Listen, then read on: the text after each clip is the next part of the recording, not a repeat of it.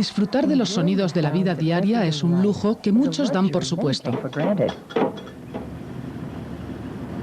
Para algunos, sin embargo, el mundo del sonido es solo una memoria y para otros un completo desconocido. La elección de implantación coclear reinstaurará la habilidad de comunicarse y de disfrutar el mundo del sonido para estas personas. Hay varios implantes cocleares a su disposición en todo el mundo. La selección del tipo de implante puede parecer difícil al principio, porque la tecnología se ha desarrollado muy deprisa en los últimos años. El Medel Combi 40 Plus, sistema de implante coclear, combina la más novedosa tecnología de estrategias del procesamiento del habla con el implante más pequeño de alta fiabilidad y la tecnología más flexible y avanzada del procesamiento del habla. La intención de este vídeo es darle más información sobre la implantación coclear en general y el sistema Medel en particular. Un implante coclear es un aparato para sordos, niños o adultos, que no obtienen beneficio de aparatos convencionales para sordos.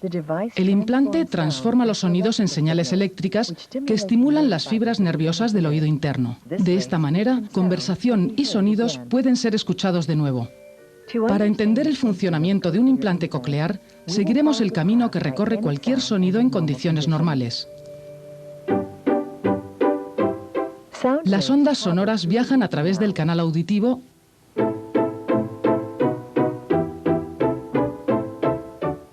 y llegan a la cóclea a través del oído medio. En la cóclea, las ondas se transforman en impulsos eléctricos que viajan por los nervios hasta el cerebro.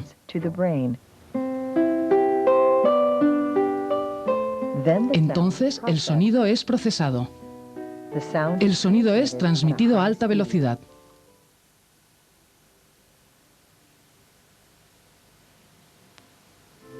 La cóclea consta de 3 pequeños canales llenos de líquido.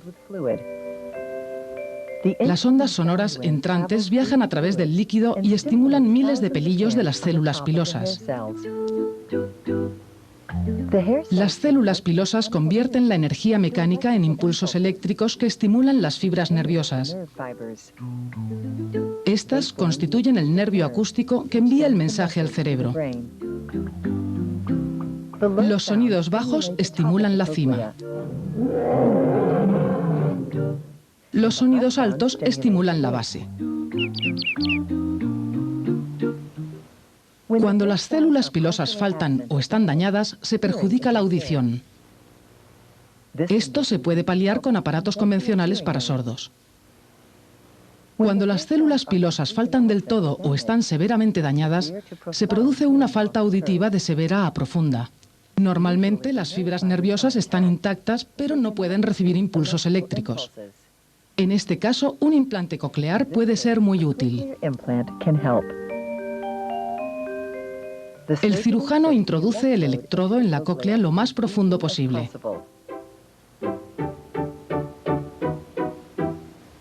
Sitúa el implante bajo la piel detrás de la oreja.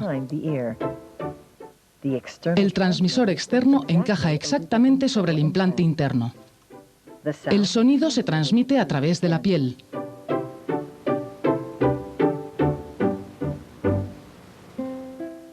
El micrófono recoge el sonido y lo envía a un pequeño ordenador, el procesador del habla.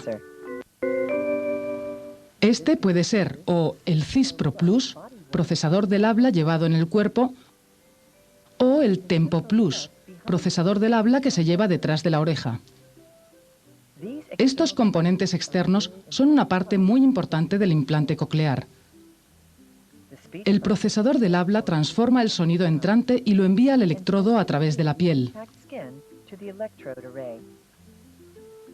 Conversación y sonidos son transmitidos artificialmente al nervio acústico. Un proceso de rehabilitación intensivo es necesario para aprender a oír una conversación o sonidos de nuevo. I guess I knew early on I would eventually lose my hearing at some point, but I knew early on too that cochlear implant was a leading edge of technology coming out, and I would be a candidate for that. Of course, at that point in time, there were one channel, because that was like 20 years ago. But I always kept that in my mind. And I remember working, and we had a new employee, And she was very perceptive, obviously, because she looked at me one day and said, Linda, did you ever think about having a cochlear implant? Look at Esther, she's so happy.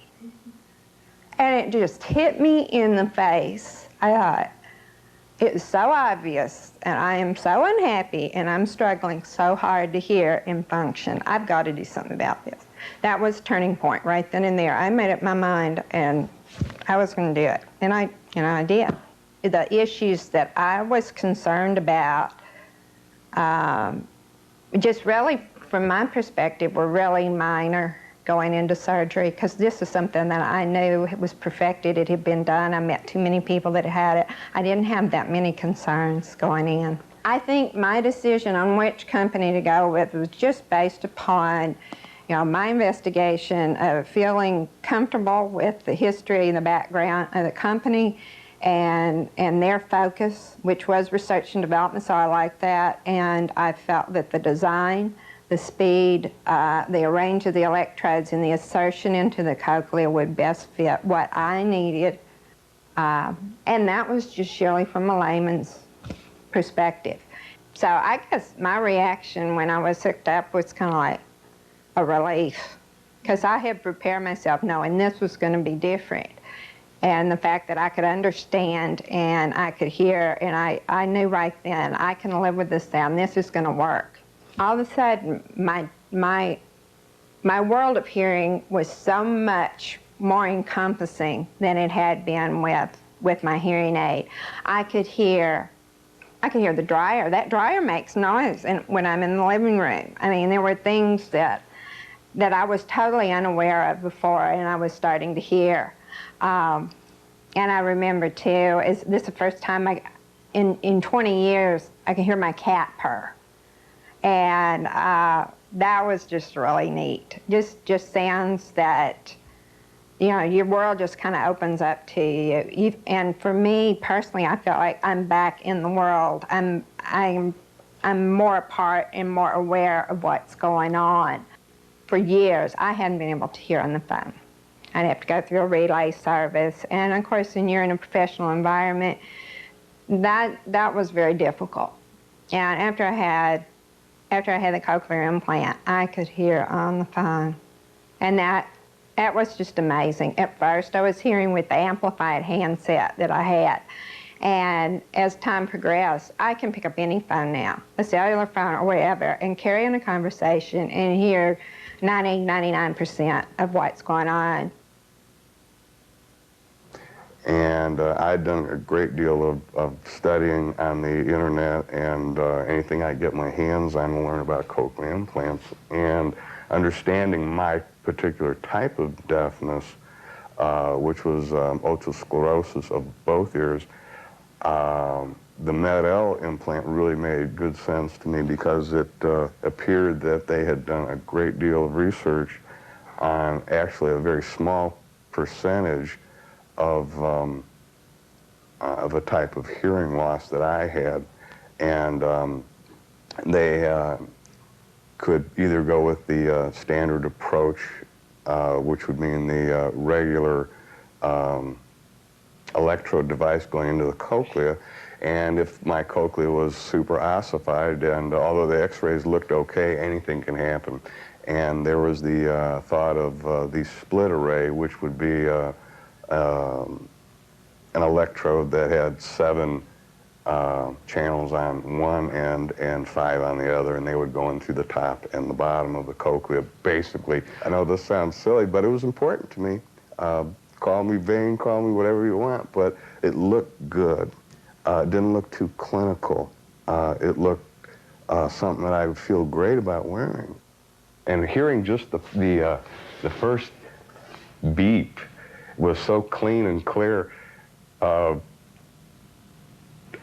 doesn't sound like a big deal to a lot of people, but it was, wow, this is so clean and clear. It's not like pots and pans, I was hearing right away, I mean immediately, and I remember Sean just looking at me, and he goes, "Can you hear me?" And I just couldn't say anything. I was just, because they didn't tell me it was going to happen, I wasn't ready, and all of a sudden I was hearing And I was just, and I said, yes, I can hear you.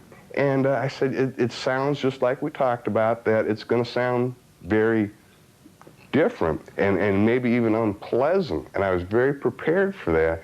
And so when it sounded kind of like computer talk, that was okay. I could understand what was being said right away. And now, it's great.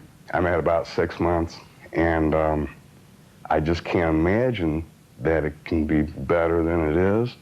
But I said that 3 months ago, and every day is my best day. It really is. Andrew was identified basically in the hospital when he was born as being hearing impaired. He didn't pass the first screening that they did.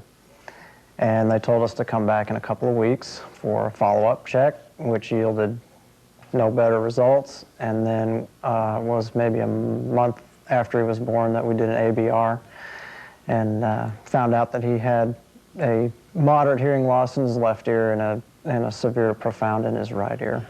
So we were worried around his first birthday that his hearing had changed for the worse, and we had another ABR done at that point. And all of his hearing at that point was gone.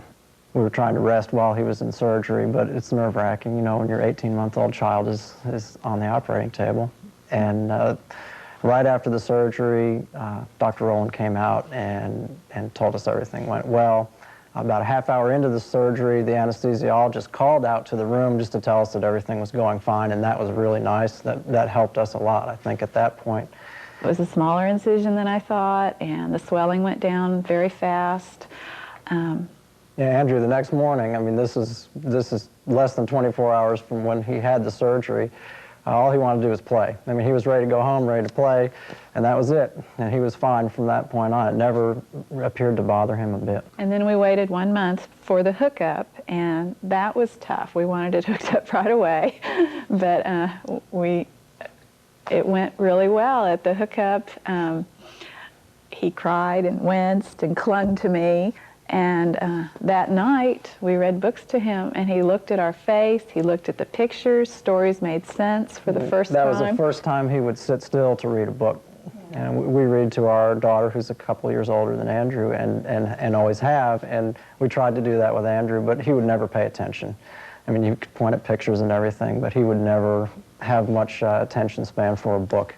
And starting that first night, he loves it, and that was really, really neat. We've had, I think, a natural speech progression. He is learning like a natural kid. He's 18 months delayed, but the speech comes smoothly. And he's worked his way up to 3-word phrases now. We, of course, learned that he was indeed a good candidate for a cochlear implant.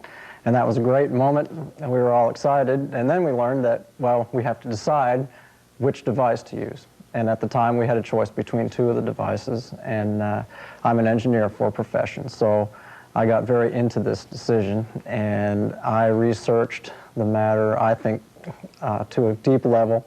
I spoke with a number of people, a couple of different speech pathologists. I got textbooks on speech.